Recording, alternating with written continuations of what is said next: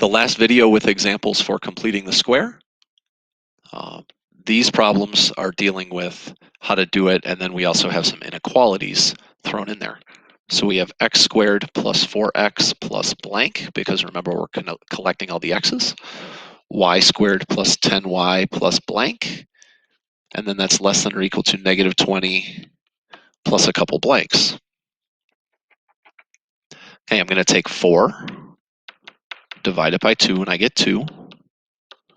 That goes inside the parentheses, and then 2 squared is 4. So I'm going to add 4 to both of those blanks. Then 10 divided by 2 gives me 5, and 5 squared gives me 25. So I'm going to have y plus 5 squared, and then I add 25 to these. So when I combine all those negative 24 and 25, I get 9. So my radius is 3, and my center is at negative 2, negative 5. So I'm going to put negative 2, negative 5 on the graph, a radius of 3, then I graph the circle. Now, one thing that you notice about this problem is that this is a less than or equal to problem.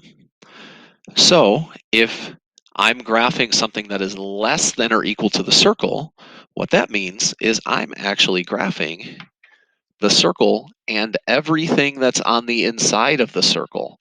So that means that I would have to shade the inside of the circle in this problem. It's just like when we did inequalities in Algebra 1. Finally, x squared plus y squared minus 4x plus 3y plus 9 is greater than 5x minus 8. So I want to combine all the terms and get all the x's together and all the y's together. So I have x squared minus 4x plus blank plus y squared minus 2y plus blank is greater than negative 1 plus 2 blanks. Now I know I did that really fast. I'll make sure that I make sure everybody knows what's going on. So I subtracted 9 from both sides.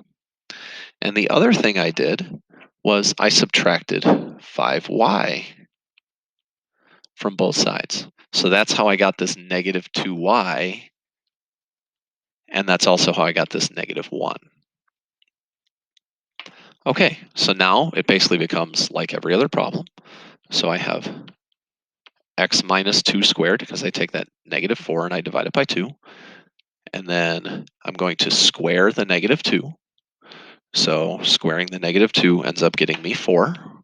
So I add 4 to both sides. Then I have y minus 1 squared, because negative 2 divided by 2 is negative 1. Negative 1 squared is 1. So I put a 1 in both of those blanks. Now I have a center at 2 comma 1 and a radius of 2. So I graph the circle. Now a couple things that I have to know when I'm dealing with a greater than sign. First of all, if something is greater than the circle, that means I'm going to shade on the outside of the circle.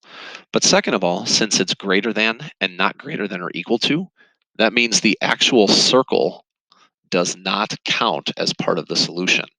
So I would have to make a dotted circle, and then I will shade all values that are outside of the circle, and that would represent my solution set.